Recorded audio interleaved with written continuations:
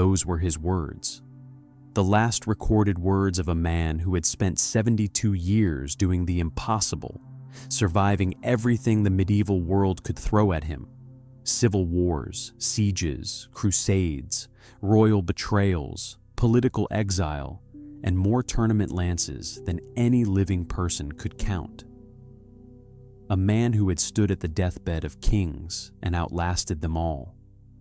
A man who had come within inches of being catapulted against a castle wall when he was barely 5 years old, who had risen from being the discarded fourth son of a minor nobleman to become the most powerful man in England. And now, at the very end of it, lying in his manor house at Caversham in the spring of 1219, he admitted, quietly and with characteristic directness, that there was one opponent he had never found a way to beat.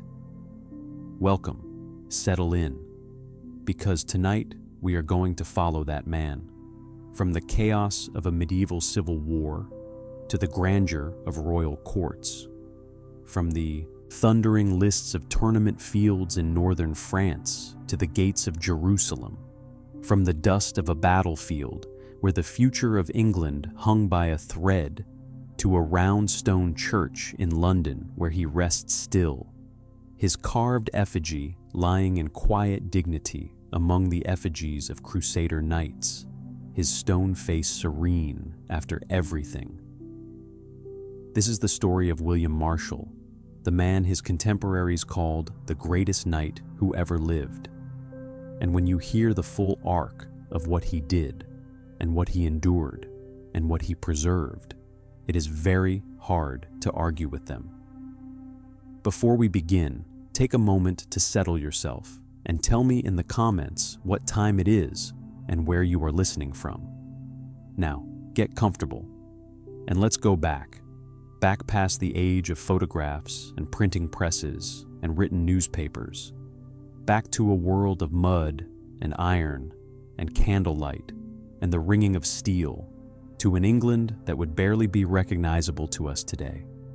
An England of dense forests and cold, stone castles, of Latin prayers and French-speaking nobles and peasants who worked the land and hoped to God their Lord was not having a bad year. An England where your name meant almost everything, where your bloodline determined your fate from birth, and where a man without land was a man without a future. It is into that world that William Marshal was born, somewhere around the year 1146, in the county of Wiltshire, in the south of England. His father was a man called John Marshal, and John was not, by most historical assessments, a particularly pleasant human being. He was what we might call a ruthless opportunist, a man who understood perfectly well how the brutal game of medieval politics worked and who played it without too many qualms of conscience. He had been, for a time, a royal official, the hereditary marshal of the kings of England, meaning he was responsible for the management and upkeep of the royal horses and household. It was a position of modest, but real, importance, and it gave the family its surname, or at least the surname that William would make famous.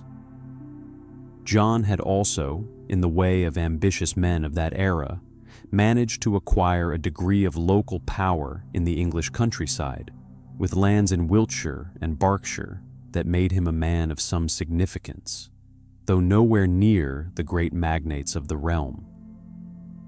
William was John's fourth son by his second wife, Sibylla of Salisbury. And here is the first thing you need to understand about William's world, the thing that sets the whole stage for everything that follows. In 12th century England, being the fourth son of a man of middling rank was, to put it bluntly, not a very promising start. The laws of inheritance in that feudal age were brutally simple. The eldest son got the lands. The eldest son got the title. The eldest son got the future. Everyone else got to fend for themselves. William would inherit nothing. No lands, no income, no security. He was, in the cold arithmetic of medieval society, essentially surplus, and that meant that the only path open to him was the one that thousands of younger sons in that era were pushed along, training as a knight and selling his skills to whoever would pay for them.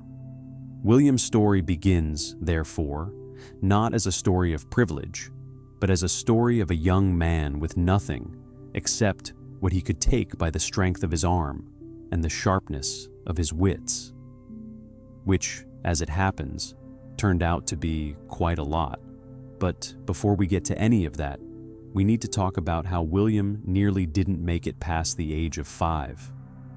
Because the story of William Marshal begins not with glory, but with one of the most remarkable episodes of his entire remarkable life. An episode that tells you almost everything you need to know about the kind of world he had been born into, and about the kind of father he had. It is the year 1152, and England is in the grip of a brutal, exhausting civil war that historians would later come to call the Anarchy.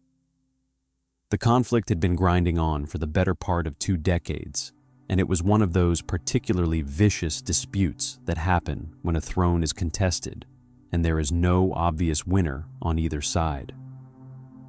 The 2 claimants were King Stephen, who had seized the crown in 1135 after the death of Henry I, and Empress Matilda, Henry I's daughter, who had a perfectly strong claim to the throne and a perfectly strong character to match. England had been dividing itself between them, with barons switching sides as their interests dictated, and the common people suffering enormously as castles were besieged and harvests went unguarded, and the whole fabric of ordered life frayed and tore. John Marshal had, at various points, been on both sides of this conflict. He had started as a supporter of King Stephen. Then, influenced in part by his second marriage to Sibylla, whose family were firmly in Matilda's camp, he had switched. And in 1152, King Stephen came calling to collect.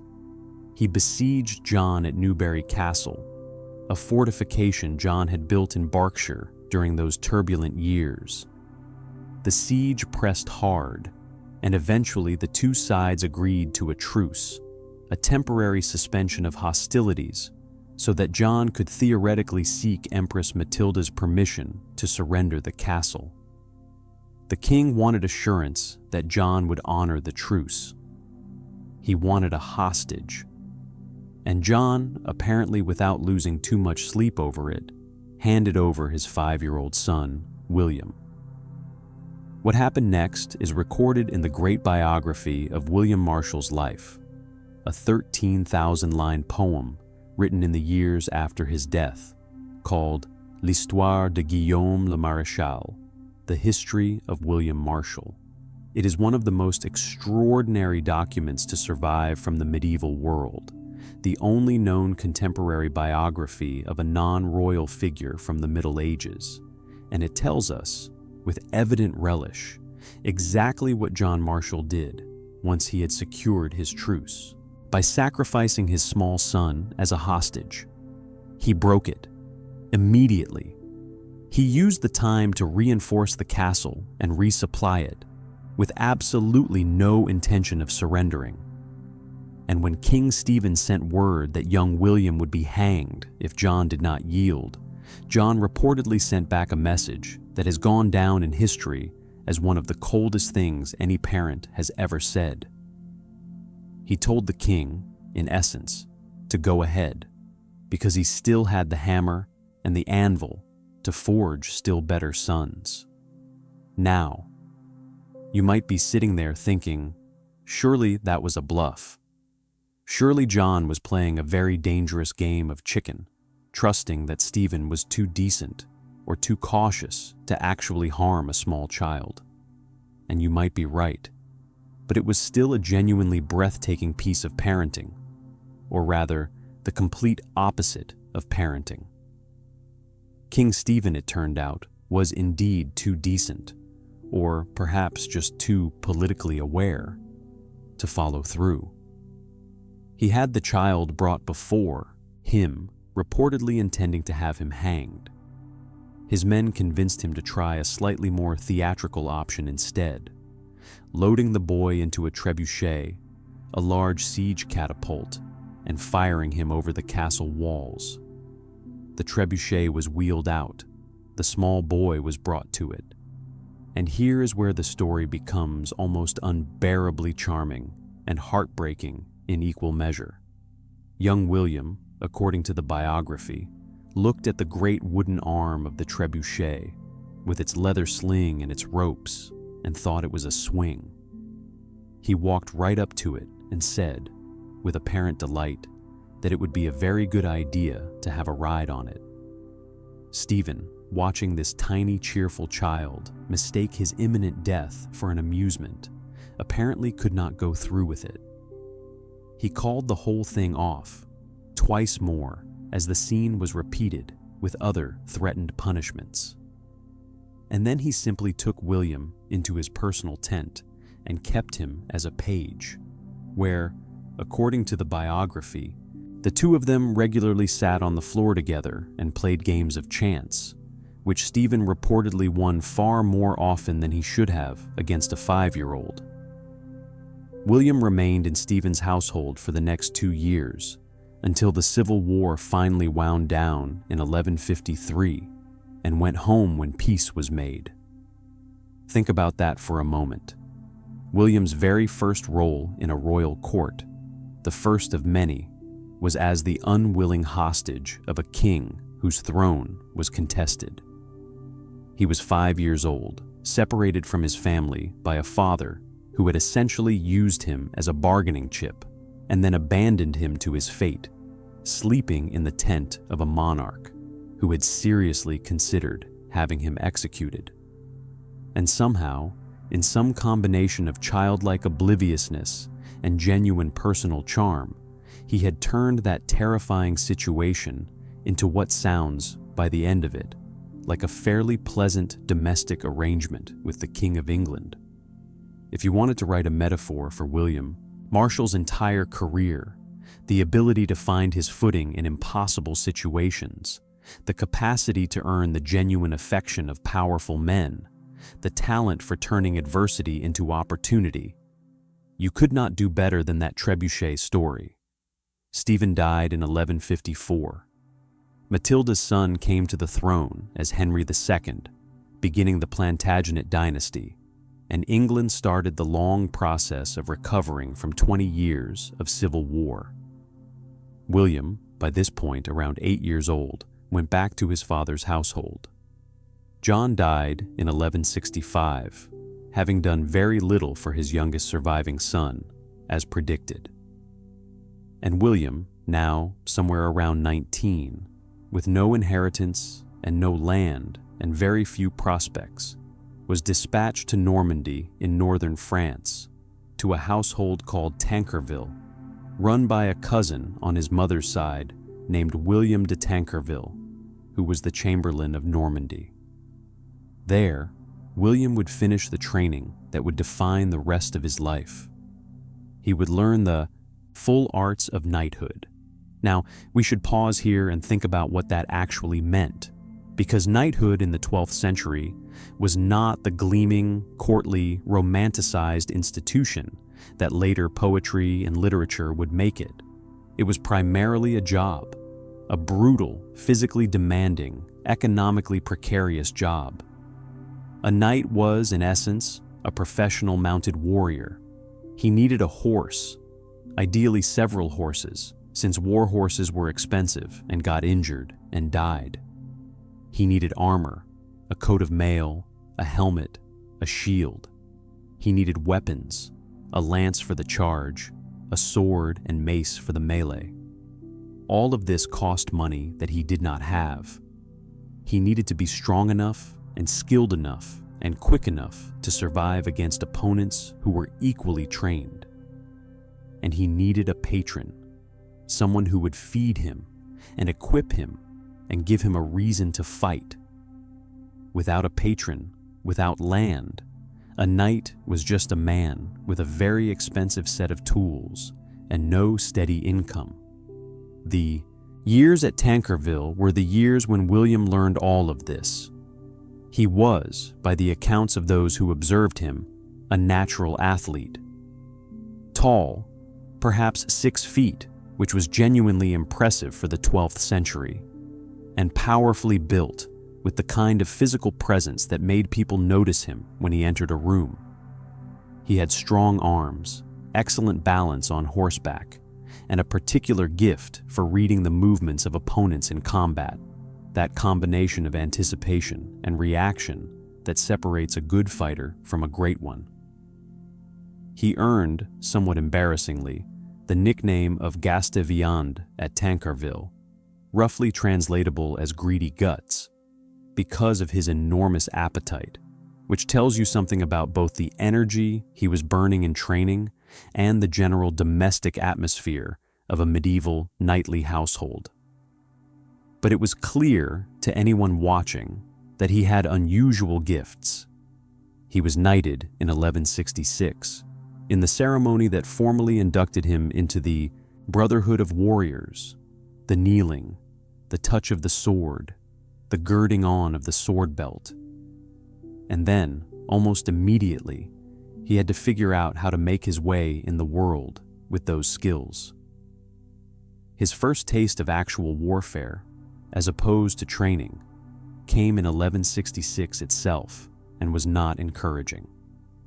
He found himself involved in a skirmish and lost his horse, a disastrous outcome, since a knight without a horse was a knight incapable of fighting, and horses cost more than most people earned in a year. He was nearly destitute, so he made the decision that many talented but landless young knights of his generation made. He went to the tournaments, and this is where William Marshal's story truly begins to take flight. Because the tournaments of 12th century France were something extraordinary, something that had almost no parallel in any other culture or time, and which seem almost designed to give a man exactly like William the platform he needed to become extraordinary. They were nothing like the later, more theatrical jousting events that most people picture when they think of medieval tournaments. The tournaments of William's era were enormous, chaotic, wildly dangerous mock battles fought over miles of countryside, involving hundreds, sometimes thousands, of knights organized into teams. They were essentially practice wars. Two sides would agree to meet, draw up their teams, set the boundaries of a large area of land between two towns, and then charge at each other. The purpose was to capture enemy knights, take their horses and armor, and hold them for ransom. The rules were minimal. The stakes were genuine. People died, though it was more common to come away with broken bones and badly dented helmets. And the man who was best at it, the man who captured the most opponents, who read the field most clearly, who hit hardest and moved fastest, and knew when to press and when to retreat, walked away rich. William, entering this world in 1167 at a tournament near Le Mans, discovered that he was extraordinarily good at it. Exceptionally, almost freakishly good. He had that rare combination of physical superiority, tactical intelligence, and what we might call competitive composure. The ability to stay focused and controlled when everything around you is chaos, that marks out the elite performer in any endeavor. He had a favored technique that he used to devastating effect. Rather than simply unhorsing an opponent in the traditional fashion, he would grab the reins of his enemy's horse and drag the whole animal, with its rider still on it, off the field. Then he would demand the ransom. It was ruthlessly efficient, and it worked again and again. By the late 1160s and through the 1170s, William was becoming something genuinely remarkable a celebrity of the tournament circuit. He teamed up with a Flemish knight named Roger de Gaugy, and the two of them began working in partnership at the tournaments, dividing the spoils and watching each other's backs. The biography records that in one 10-month period, William and Roger captured 103 knights between them. 103. The ransoms from even a fraction of those knights would have been enough to make a man comfortable. William began to acquire horses, armor, money, followers. He was talked about across France and England and Flanders and the Low Countries. Young knights wanted to ride in his company. Lords wanted to retain him. He was, in the language of our own age, a star. If you can imagine a medieval knight as a professional athlete, William Marshal was winning every championship and breaking every record, season after season, for more than a decade. There is a story from the tournaments that captures this period beautifully. At one event, William had been fighting so hard and for so long and taken so many blows to his helmet that by the time the fighting ended, the helmet had been beaten completely, out of shape, and could not be removed from his head. He could not be found after the fighting concluded because he had gone quietly to the nearest blacksmith's forge. When the heralds looking for him finally tracked him down, they found him sitting on a stool with his head resting on the anvil, while the blacksmith hammered his helmet back into a shape that would allow it to be removed. This image, William Marshal, the greatest tournament fighter of his generation, patient and entirely unbothered, head on an anvil while being beaten with a hammer, says something about both his toughness and his complete lack of vanity. He was not performing glory, he was just doing the work, and there was plenty of work to be done because the tournament circuit of northern France in the 1170s was, in its own chaotic way, a genuine institution. It had its own geography, a regular cycle of events held between the towns of Champagne and Flanders, with well-known meeting grounds whose names appear again and again in the sources. Saint-James-sur-Sarthe, Eu, Resson-sur-Matz, Annay. These were not glamorous locations, but they drew the best knights from England, France, Flanders, the Holy Roman Empire, and beyond, because the prizes were real, and the reputation to be won was international. Word traveled fast in that world, faster than you might expect from a pre-printing press age. Troubadours and jongleurs circulated between courts, carrying songs and stories, and a man who performed brilliantly at a tournament in the Ile-de-France would find his name known in the courts of England before spring had turned to summer.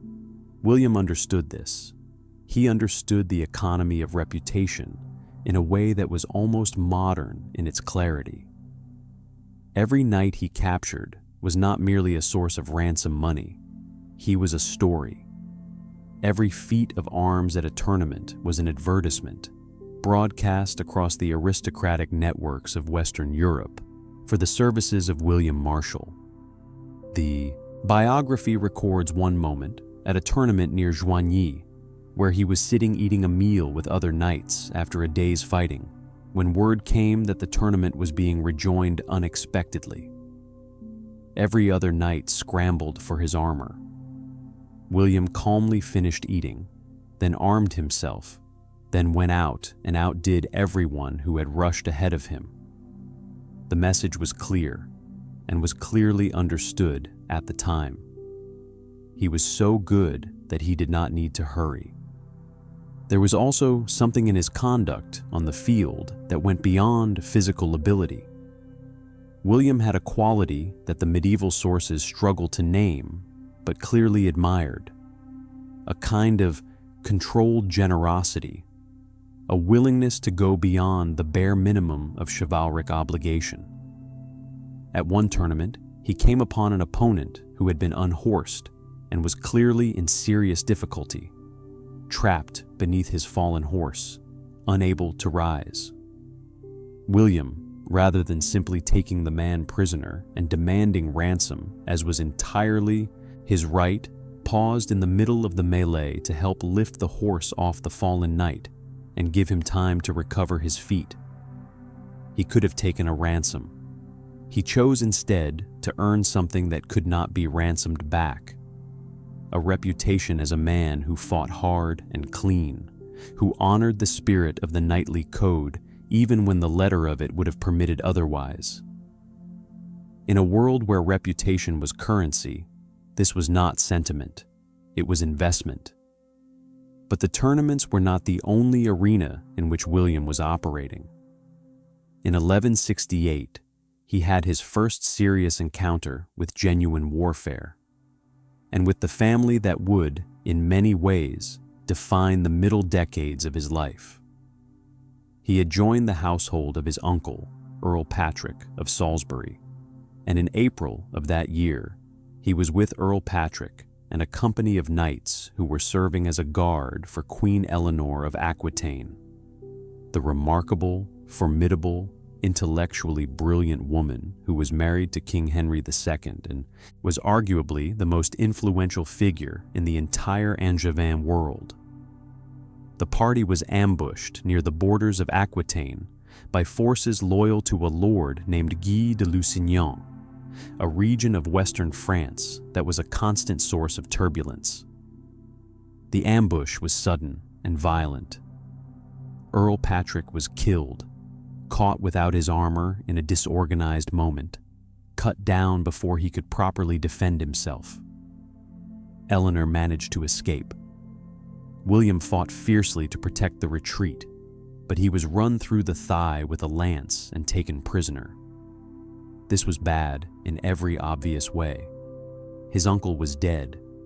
He was wounded in a hostile castle, and his injury, a deep lance wound to the thigh, was becoming infected. The biography records that he was kept in poor conditions, that the wound was worsening, and that he was seriously at risk of dying from infection rather than anything so dramatic as combat. But he was saved by a nameless act of kindness, an unknown person in the Lusignan castle who was evidently moved by the state of the young captive, and who smuggled him a clean linen bandage and a loaf of bread. It was an extraordinarily small thing, and it saved his life. Queen Eleanor, once she had reached safety, did not forget the knight who had fought hard enough to allow her to escape, who had lost his uncle in her service, and who was now languishing as a captive with an infected leg wound. She paid his ransom. She brought him out of that castle. And then she did something more. She took him into her own household and gave him a place in her retinue, providing him with horses, armor, and money to get back on his feet. She had recognized something in him, some quality of character beyond mere physical skill. And this act of royal patronage changed everything. It is worth pausing for a moment on Eleanor herself, because she is one of the most extraordinary figures of the entire medieval world. And what she did for William in 1168 was entirely in character with who she was. Eleanor of Aquitaine had been Queen of France before she was Queen of England. Her first marriage to Louis VII had ended in annulment in 1152 on the grounds of consanguinity, though everyone involved knew the real reason was that Eleanor and Louis were fundamentally incompatible in temperament, and that Eleanor, who was clever, forceful, and deeply political, was incapable of playing the decorative and obedient role that Louis required of a queen. She had gone on the Second Crusade. She had made herself the center of the most sophisticated cultural court in Europe at Poitiers, a court where troubadour poetry and the new ideals of courtly love were developed and refined. She was, by 1168, in her mid-40s, and she had been navigating the court of Henry II, no easy environment, full of brilliant and difficult people, for 16 years. She was not the kind of woman who would fail to notice William Marshal. What she saw in him was probably several things at once. She saw a fighter of exceptional ability, clearly. That much was evident from his conduct at the ambush. But she also saw someone who had stayed to cover a retreat when running would have been easier, who had taken a serious wound in her service without complaint, and who was now enduring the misery of captivity without any sign of breaking. These were qualities that Eleanor, who had spent her life in courts where people routinely said one thing and did another, would have valued with the appreciation of long experience. Genuine people were rare. She collected them. Through Eleanor, William was brought to the attention of the royal court and, eventually, given the most significant posting of his young career. Around 1170, he was appointed as tutor-in-arms to Eleanor's teenage son, Henry, the young king, as he was known, because Henry II had already had his son crowned as co-king in the continental fashion, making him technically a king of England while his father still lived and held all actual power. The young king was everything that his age and his position made him: charming, enthusiastic, generous to a fault, genuinely beloved by everyone who met him, and almost completely without the capacity for political gravity that the situation required. He loved tournaments. He loved the company of knights. He loved the spectacle and the glamour of high medieval aristocratic life. And he was utterly frustrated by his position as a crowned king with no kingdom, no power, and a father who showed no signs whatsoever of sharing any of his authority. William Marshal became the young king's closest companion, his mentor in arms, his tournament partner, and in some ways his older brother figure. When Henry the young king, in 1173, made the reckless and ultimately futile decision to rebel against his father, joining a coalition that included his own mother Eleanor and his brothers Richard and Geoffrey, William went with him, not out of enthusiasm for the rebellion, but out of loyalty to his lord. The uprising failed completely. Henry II was a formidably capable ruler and military strategist, and he crushed the revolt. William had fought on what turned out to be the losing side, but this caused him less damage than you might expect, partly because everyone could see that his loyalty was to the young king, rather than to any political ambition of his own, and partly because Henry II had a pragmatic ability to recognize when a man of talent was simply doing his feudal duty. The rebellion of 1173 to 1174 is worth dwelling on for a moment because it tells us something important about the world William was navigating and about the particular bind that the feudal code of loyalty could put a man in. The young king had real grievances. He was a crowned king of England with no power, no income of his own, no kingdom to govern, dependent entirely on his father's allowance and his father's goodwill. Henry II had made a political miscalculation in having his son crowned early, intending it as a statement of dynastic security, but failing to account for the effect of giving a young man a crown and then refusing to let him use it. The young Henry was not stupid. He was not evil. He was frustrated. And when Philip of France and others encouraged him to act on that frustration, he did. William's position was impossible in the way that feudal loyalty often made positions impossible. He owed service to the young king. The young king was in rebellion against his father, the King of England. Both of those men had legitimate claims on William's loyalty, and there was no clean resolution to the contradiction. Only the choice of which obligation to honor, which lord to stand with, and which consequence to accept. William chose the young king, the lord he served directly, the man whose household he was part of, the man who by the customs of the day had the strongest immediate claim on his allegiance. And then he accepted the consequences when it went wrong.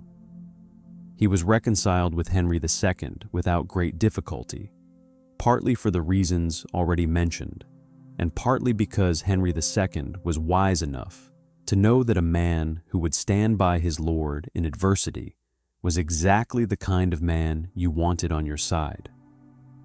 The king absorbed the lesson, even if he was standing on the other side of it this time. After the rebellion, William and the young king returned to what they clearly loved best, the tournament circuit. From roughly 1175 onwards, the two of them essentially toured France together, moving from tournament to tournament, competing, winning, spending enormous sums of money. The young king was a fantastic patron in the medieval sense, extravagantly generous, fashionable, surrounded by the best knights in the Angevin world. His retinue at one tournament in 1179, the great tournament at Lagny-sur-Marne, one of the largest ever recorded, reportedly numbered some 200 knights. The biography of William Marshal lingers lovingly on this period, recounting tournament after tournament, the charge and the melee and the capture and the ransom, the drinking and the singing and the camaraderie of the hall in the evenings. It reads, in places, almost like a sports memoir. These were, in many ways, the golden years of William's purely knightly career, the years when he was simply the best at what he did, and when the world he inhabited seemed designed entirely around doing it. But there were shadows. In 1182, William found himself at the center of a scandal that nearly destroyed him. Rumor began circulating in the young king's court that William had been conducting an affair with Margaret of France, the young king's wife. The source of these rumors was probably a group of envious knights who resented William's preeminent position in the household, and most historians today give the accusations little credence. William's later conduct throughout his life suggests a man of genuine, personal honor, and the accusation had the smell of a political hit about it. But the damage was real. The young king, caught between loyalty to his most trusted companion and the pressure of the rumor, felt he had no choice but to remove William from his household. William went into exile, a devastating blow, not only to his position, but to the relationship that had been the center of his life for over a decade. And then, almost immediately, the world shifted entirely. Henry the young king contracted dysentery in the summer of 1183 while on campaign in France. He was 28 years old. He died quickly and miserably, as dysentery killed people in that era, dehydrated, weakened, burning with fever. But before he died, he summoned William to his bedside. He had always carried, throughout his life, a vow to go on crusade to Jerusalem, a vow that, like many of his more ambitious intentions, he had never quite gotten around to fulfilling. He asked William to take his crusading cloak, the cloak of a pilgrim warrior, and carry it to Jerusalem on his behalf.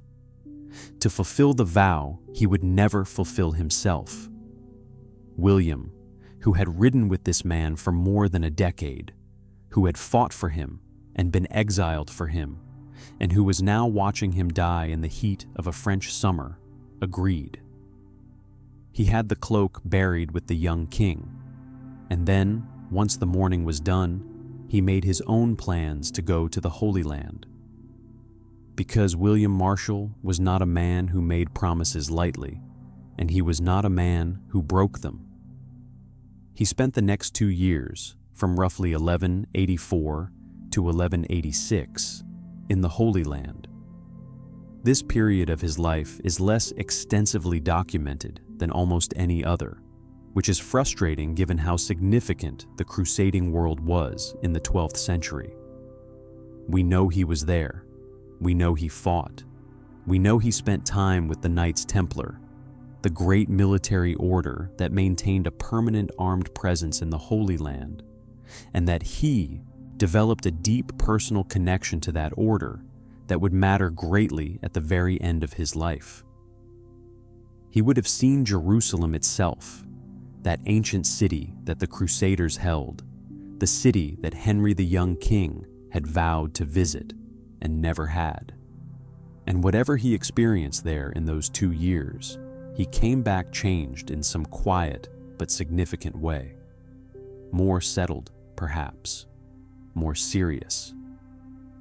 The brilliant tournament fighter was still there, but there was now something else in him, a sense of purpose, of duty, of loyalty to something larger than the next prize at the next contest. It is worth pausing to imagine the world William stepped into when he arrived in the Holy Land in 1184, because it was unlike anything he had encountered in a lifetime of fighting across England and France.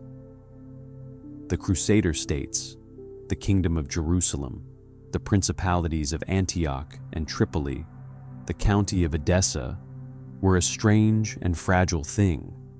Western European feudalism transplanted into the desert, a thin veneer of Frankish castles and Latin churches laid over an ancient landscape of Arab, Greek, Armenian, and Jewish peoples. The great city of Jerusalem itself was only 85 years old as a Christian possession, taken in the First Crusade of 1099. The streets that Jesus had walked, that the pilgrims who flooded into the city every year were desperate to walk, were narrow and loud and smelled of spices and dung and incense, just as they always had, while above the old city the golden dome of the rock caught the light, and the Church of the Holy Sepulchre tolled its bells. It was a world permanently on the edge. The Crusader states were surrounded on every side by Islamic powers, united since 1174 under the command of Saladin, Salah ad-Din Yusuf ibn Ayyub, a Kurdish general serving the Ayyubid dynasty who had unified Egypt and Syria and was now methodically applying pressure to the fragile Christian foothold in the Levant. The Crusader lords knew it. Everyone who arrived in the Holy Land felt it, that quality of a civilization aware that it is living on borrowed time. William would have ridden out on patrol with the Templars across the limestone hills of Judea, the wind coming hot off the desert in summer, the Jordan Valley shimmering below. He would have prayed in the Church of the Holy Sepulchre, stood in the places that his faith told him were the most sacred on the surface of the earth. He would have laid the crusading cloak of Henry the young king at the altar there, fulfilling the dead prince's vow with quiet ceremony. He left before the catastrophe. In 1187, just a year after William returned to England, Saladin annihilated the Crusader army at the Battle of Hattin and then swept into Jerusalem itself. The city the Christians had held for nearly a century fell. It was the event that shocked the entire Western world and launched the Third Crusade. The crusade that would bring Richard I to the Holy Land in 1190. But William had seen Jerusalem while it was still Christian, had walked its streets while it was still in the hands of the men who had made its defense their life's work. That image, the Golden City, the Dome of the Rock, the press of pilgrims at the Holy Sepulchre, never left him. He returned to England in 1186 and entered the service of King Henry II. And here begins the most politically complex chapter of his middle career, the years in which William had to navigate the increasingly volatile relationships within the Plantagenet family. Because Henry II, for all his formidable abilities, had spectacularly failed to manage his own children. His sons, Richard, Geoffrey, and John, were either in open rebellion or making preparations for it in a more or less constant cycle.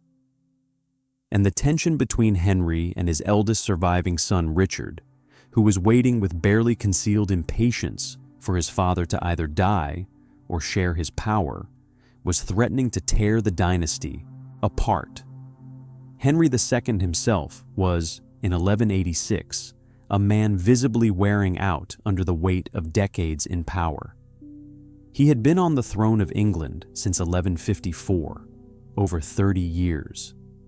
He had built the Plantagenet Empire into the most powerful political entity in Western Europe, ruling England, Normandy, Anjou, Maine, Touraine, and exercising varying degrees of overlordship over Aquitaine, Brittany, Scotland, Wales, and Ireland. He had reformed the English legal system with a thoroughness that would shape the common law for centuries. He had quarreled catastrophically with Thomas Becket, Archbishop of Canterbury, and had watched, presumably in more horror than he let show, as Becket was murdered in his own cathedral by 4 knights who thought they were doing the king's will, turning the archbishop into a martyr overnight and making Henry's penance the most humiliating act of public self-abasement of his long reign. He had survived all of it. But by 1186, he was overweight, plagued by a leg ulcer that would not heal, and surrounded by sons who were circling him with an impatience that he could not help but see. Into this court William walked, a man of 40 with 2 years of the Holy Land behind him, and a reputation that preceded him everywhere. Henry gave him real responsibilities, not just ceremonial roles, but genuine military command. He was made responsible for stretches of the border country, trusted to command forces in the field, consulted on questions of strategy and governance. And William repaid this trust with absolute fidelity. At a court where almost everyone was calculating their position relative to the next reign, where lords and knights were quietly hedging their loyalties between Henry and Richard, William served the old king with the same uncomplicated commitment he had shown the young king a decade before. It was, in a sense, a simpler and more morally coherent choice than it sounds. But that does not make it easy. Everyone could see that Richard was going to win eventually. Everyone knew that Henry was dying by degrees, his body failing him as his sons stripped away his empire. To stand with the old king through all of that was not merely loyal, it was costly. William served Henry loyally through all of this. He was given command of forces. He was trusted with sensitive missions. Henry gave him, in 1187, his first actual landed estate, the lordship of Cartmel in the northwest of England, the first land William had ever owned in his own right, at the age of about 41. Think about that. 41 years old, and he was only now holding his own land. That is the measure of how completely the medieval world stacked the cards against the younger sons of minor nobles. Everything he had before this moment, the horses, the armor, the money, the reputation, the position at court, was real and substantial. But it rested on the goodwill of his patrons. Cartmel was his, but the situation in France was deteriorating badly. Philip II of France, young, calculating, and far more strategically patient than any of his predecessors, was working systematically to dismember the Angevin Empire, and he had found a useful ally in Richard, Henry's heir. By 1189, the combined forces of Philip and Richard were pressing hard, and Henry, old and ill, found himself retreating before the son who was supposed to succeed him. In June of 1189, Henry was forced to flee Le Mans, his birthplace, the city he loved above all others, as Richard's forces closed in. It was a desperate, chaotic retreat, and William Marshal was riding at the back of the column, covering the king's escape. And then, in one of those moments that sounds like it was invented by a storyteller, but that the sources treat as genuine, William Marshal found himself suddenly face to face with Richard the Lionheart himself. The future king had ridden ahead of his own forces in pursuit of his father, and he came galloping out of the dust directly at William. Richard was riding relatively light. He had left some of his armor behind for speed, wearing only a padded doublet and a light helmet. William was fully armed with lance in hand. It was, on paper, completely lopsided, and William, rather than simply capturing Richard, which would have been entirely within the bounds of normal military conduct, pointed his lance directly at Richard's horse and killed it, sending the prince tumbling to the ground. Not at Richard himself, at the horse. It was a deliberate choice, technically unhorsing a prince in warfare, while carefully not killing or seriously injuring the man who was about to become King of England. Richard, from the ground, reportedly called out that he had not come there to be killed, to which William replied, with dry precision, that he would leave that to the devil. Henry II died 3 weeks later, on the 6th of July, 1189, broken in body and in spirit, having learned in his final days that his youngest son John had also betrayed him. Of all the bitter endings, this was one of the most complete. But at his deathbed at Chinon, among the very last of his faithful attendants, stood William Marshal. He had not abandoned the king when things looked bad. He was there at the end, and it was noticed.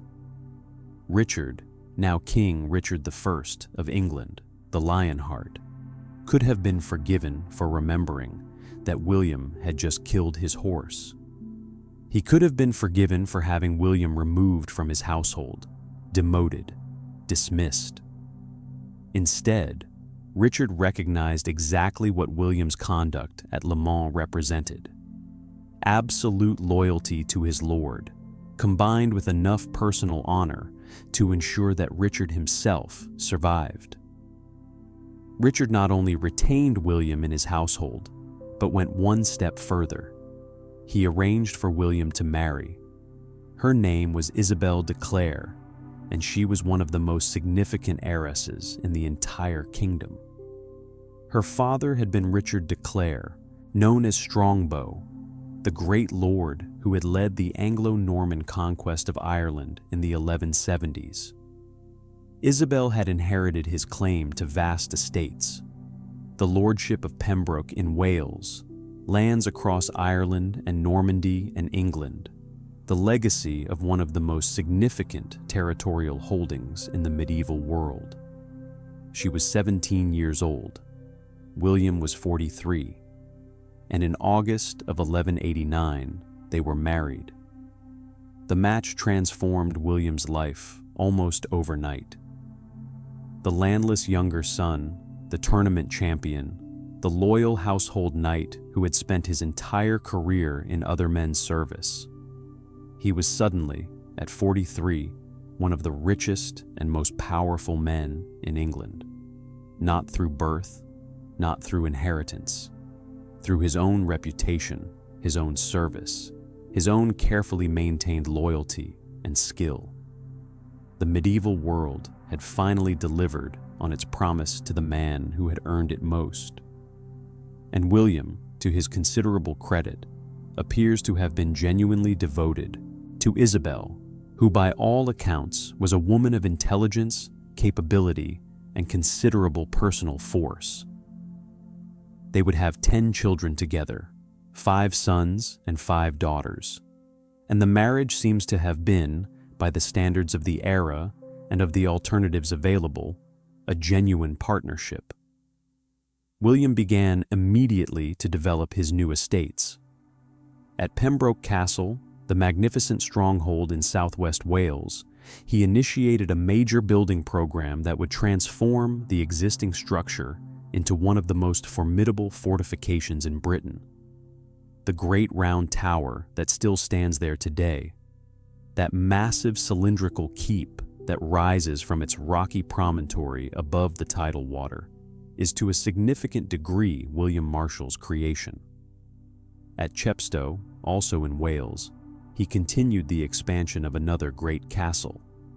He was developing his Irish estates, expanding his lordship of Leinster, building towns, most notably Kilkenny and New Ross, which are still there today. He was not just a warrior. He was increasingly an administrator, a builder, a lord with genuine responsibilities for the governance of significant territories. The tournament fighter was growing into something more permanent.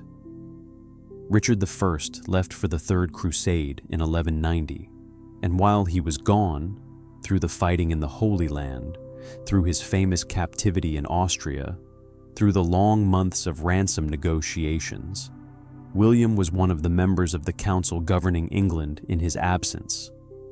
This was the period when Prince John, Richard's youngest brother, was making his own plays for power, and William found himself in the position he would occupy several more times in his life, trying to hold the middle ground between competing claims to authority, trying to maintain stability in an England that had a habit of coming apart at the seams whenever a strong king was absent.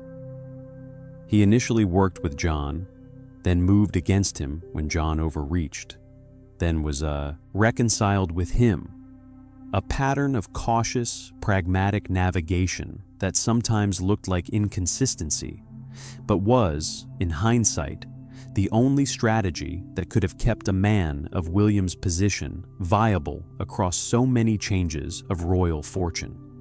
Richard came home in 1194, was reconciled with John, and died in 1199 from an infected crossbow wound at the siege of a minor castle in the Limousin. He was 41 years old.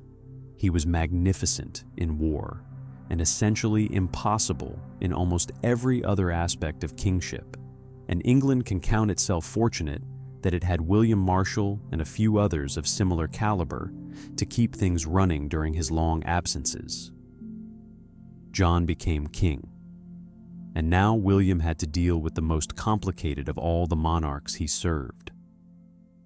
King John is one of the most contentious figures in English history, a man whose reputation has been blackened by centuries of hostile chroniclers, by the legend of Robin Hood, and by his own genuine failures and cruelties, but who was also, in some respects, more capable than the pantomime villain he has become in the popular imagination.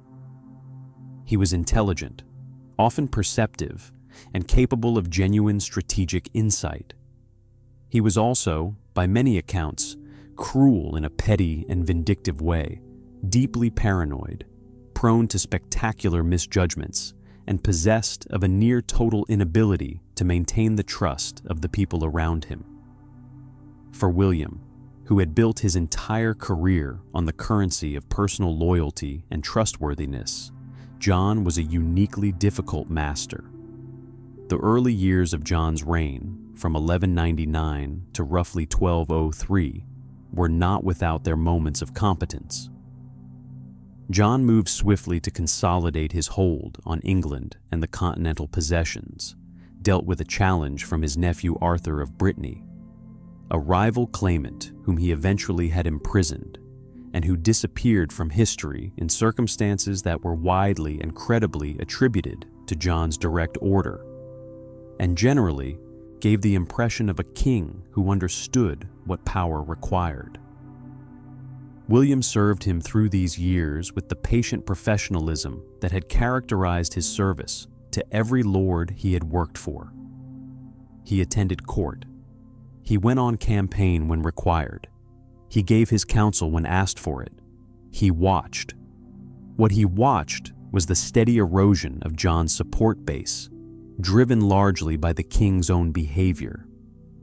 John had an unfortunate habit of treating his barons not as partners in the governance of the realm, the model that worked and that men like William understood instinctively, but as potential threats to be managed through a combination of suspicion, financial pressure, and occasional calculated cruelty. He took hostages from men he mistrusted. He imposed ruinous fines for real or imagined offenses. He interfered in the marriages and inheritances of noble families in ways that felt arbitrary and personal rather than legally principled. He was, in a word that would have been understood by everyone around him, even if nobody used it to his face, untrustworthy. And in a political culture built entirely on the idea that a lord's word was his bond, an untrustworthy king was an existential problem. There was a crisis in 1204 that threatened to destroy William entirely. John had been fighting to hold his continental territories against the relentless pressure of Philip II of France, and was losing badly. Normandy, the ancestral homeland of the Anglo-Norman aristocracy, the duchy that William's own family background was rooted in, fell to the French. This was catastrophic for men like William, who held lands on both sides of the Channel and now faced the impossible choice of which king to do homage to. William, sent as an ambassador to Philip to negotiate a truce, made a pragmatic calculation. He quietly arranged to preserve his Norman lands by doing homage to Philip for them, apparently with John's knowledge, or at least without clear prohibition.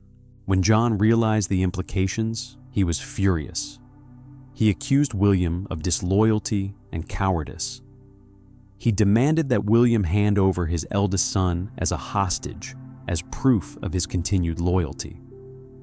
This was a humiliation and a threat that William had no choice but to accept. His son was handed over. And then, for the next several years, William found himself effectively in exile from court, not imprisoned, not stripped of his lands, but clearly out of royal favor and increasingly aware that John's suspicion was a mortal danger. He retreated to his Irish estates, working to consolidate his lordship of Leinster, building and governing, and staying as far from John's unpredictable temper as the geography of the British Isles allowed. It was a kind of waiting, though William was probably not certain what he was waiting for. The answer, when it came, was not what anyone expected. The Irish years are an underappreciated chapter of William's life. Leinster was not a quiet backwater.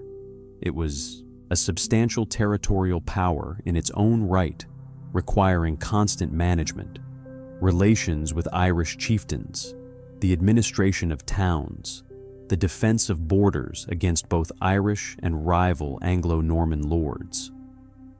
William brought to it the same practical energy he had brought to everything else. He built, he governed, he negotiated, and he had the time, for perhaps the first time in decades, to be something other than a court knight, to be a lord in full, presiding over his own territory, accountable to his own conscience rather than to the shifting moods of a paranoid king in London. There is a certain quality of quiet satisfaction that one senses in this period, even reading between the very sparse lines of the sources. William had spent his entire life in service to others. In Ireland, for those years of semi-exile, he was briefly at the center of his own world. By 1213, John's political situation in England had deteriorated to the point where he needed every ally he could find. He recalled William to his service. William came. He had, after all, never formally broken his oath to the king. And from 1213 to 1215, he was once again at the center of events, advising the king, serving as his most trusted emissary, trying with considerable skill and patience to help navigate the gathering crisis between John and his barons. It was William who stood closest to the negotiations that preceded and surrounded the greatest legal document of the medieval English world. It was William who was present at Runnymede on the 15th of June, 1215, standing among the witnesses as King John placed his seal on the Magna Carta. The meadow at Runnymede, beside the Thames between Windsor and Staines, would have been a remarkable scene that June morning.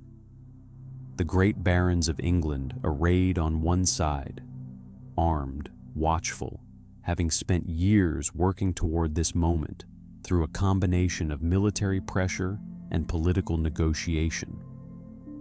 The king on the other side, flanked by his own council, his expression unreadable to anyone who did not already know him well. And between them, the document, 63 clauses written in careful Latin, laying out the terms on which the king agreed to govern.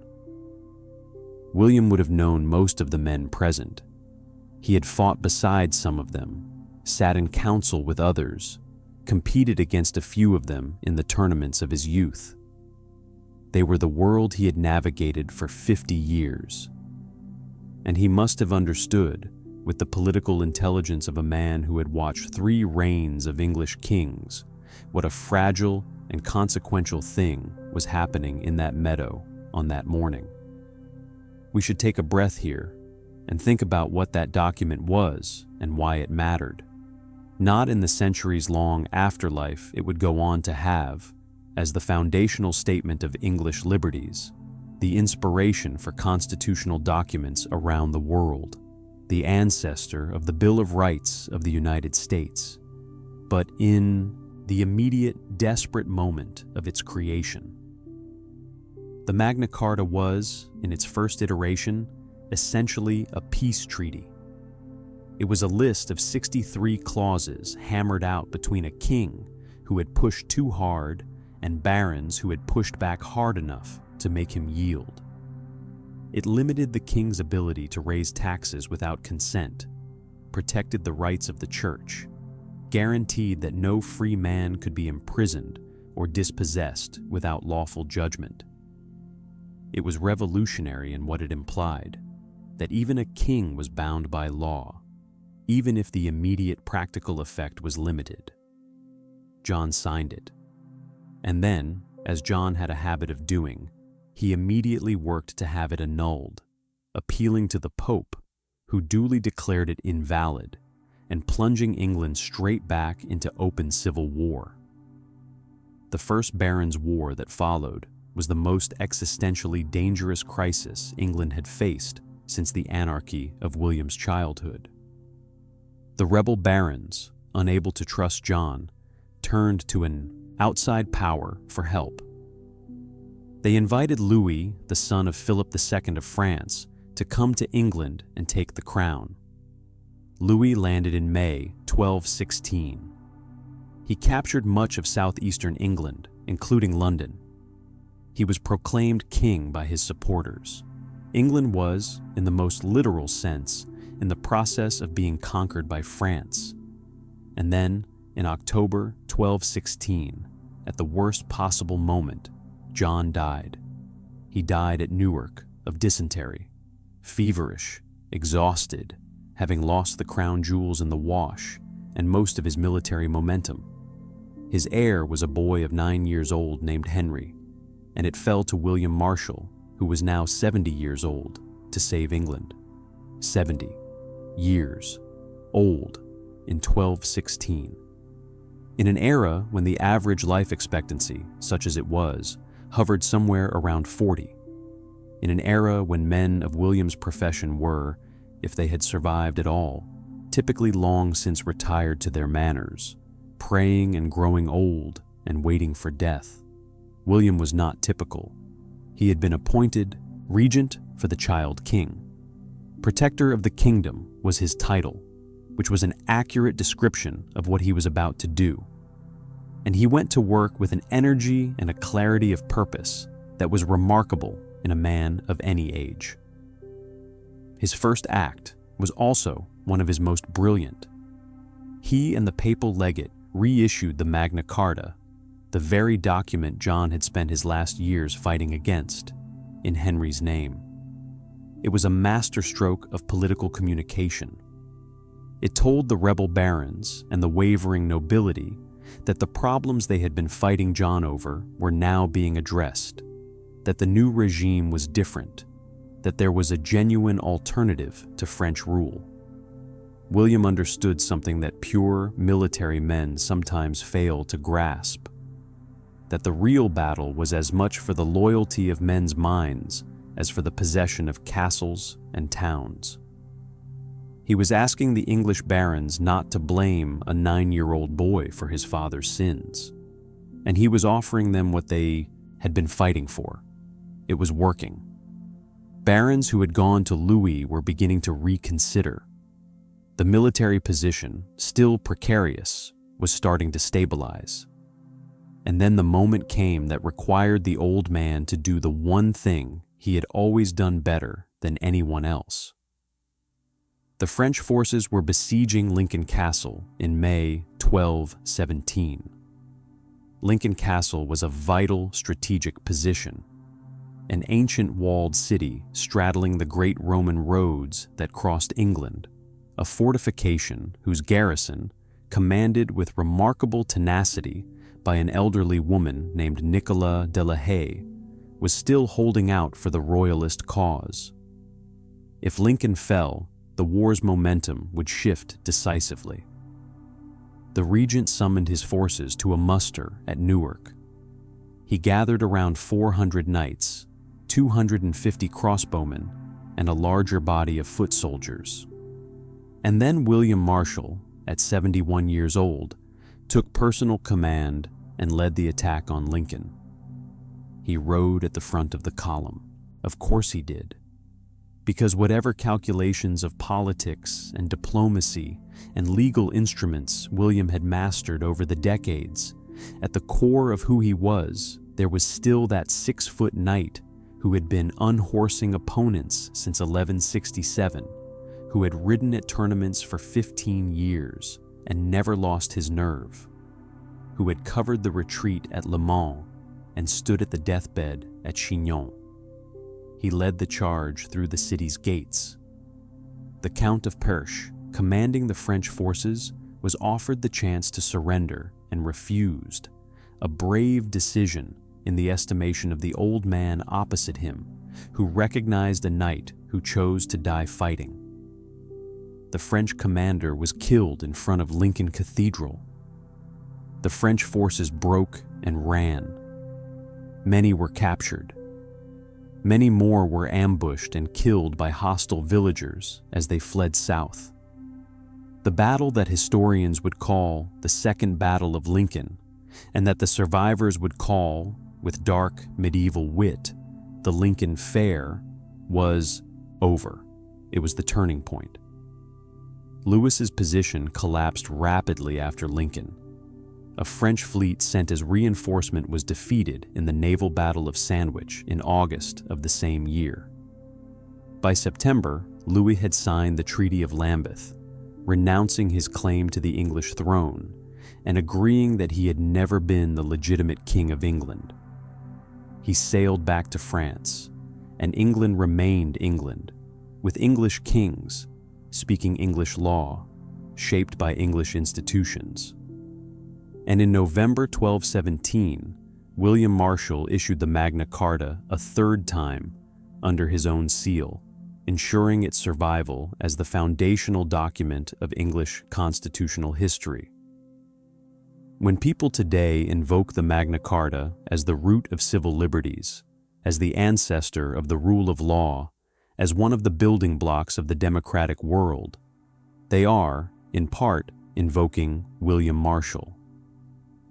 Without his regency, without the political genius of that reissuance of the charter, without the military victory at Lincoln, the document John signed in 1215 would likely have died with the wars that followed it. it would have been a footnote, a failed treaty, a curiosity of medieval history. Instead, it survived. And it survived partly because an old man with a lifetime of loyalty and a profound understanding of what England needed chose, one more time, to do the hardest thing. William's health began to fail after 1217. He was, after all, over 70, an age that would have been extraordinary even for a man who had spent his life in comfortable circumstances, let alone one who had been fighting in tournaments and wars since the 1160s. He withdrew gradually from the day-to-day management of the regency, handing more authority to Hubert de Burgh. But he remained at the center of things until the very end, respected by everyone, feared by nobody in the way that a tyrant is feared, trusted in the way that only a lifetime of honest conduct can earn. The biography records, in remarkable and affecting detail, the last months of William's life. He gathered his household around him at Caversham, the gentle manor by the Thames in Berkshire, and in the way of medieval men of his generation and faith, he began the business of putting his affairs in order, not merely in the legal and financial sense, but in the spiritual one. He summoned his knights and his household and his family. He talked to them. He told them that he could feel the end coming, that he was not afraid, that he had lived as he had intended to live, and was not minded to make a performance of the leaving.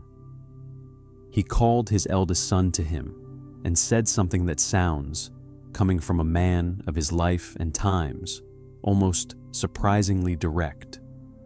That he had found, in 70 years of living, that the only thing that truly endured was a man's word, and that the only legacy worth leaving was the memory of keeping it. He distributed his belongings, his fine silk robes and his tournament equipment, things that had been the physical apparatus of his professional identity for 5 decades, among his knights and his household, with the methodical generosity of a man who knows exactly what he has and intends to leave none of it unaccounted for. When his knights wept, he told them not to, not unkindly. He ate with them in the hall when he was able, talked, listened to music. The biography's account of these final weeks has about it a quality of extraordinary tenderness. This man who had spent his life in the most physically violent and emotionally transactional world imaginable, dying with a kind of serenity and domestic warmth that seems to have genuinely moved everyone present. In the spring of 1219, it became clear that he was dying. He retreated to his manor at Caversham in Berkshire, and there he did something that he had been quietly preparing for a long time. He asked for the master of the temple to come to him, and he requested admittance to the Knights Templar.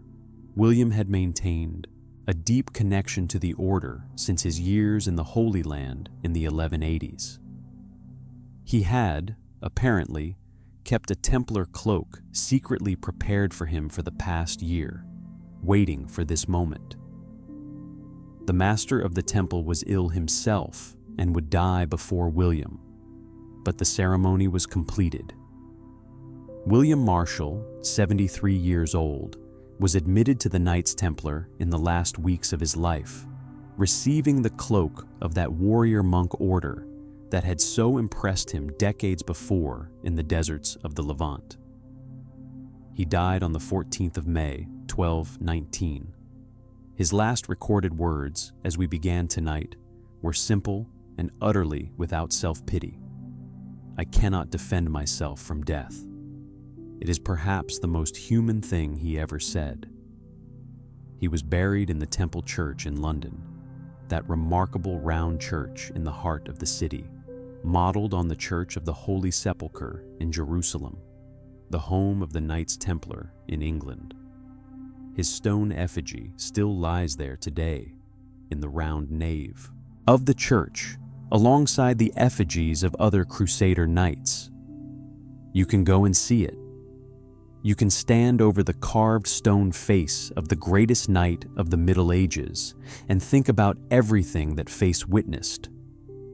You can trace the cool stone of the crossed legs, the medieval sculptor's indication that this man went on crusade. And think about the morning in 1184 when he set out with Henry the young king's crusading cloak to make good a dead prince's vow. Shortly after William's death, the Archbishop of Canterbury, Stephen Langton, said of him that he was the greatest knight that ever lived. It was not merely a eulogy, it was a considered assessment from one of the most sophisticated and educated men in England, a man who had negotiated the terms of Magna Carta himself, who had seen the whole arc of William's career, who understood both what William had been and what England might have become without him. What do we make of William Marshal, looking back across 8 centuries? He was not perfect.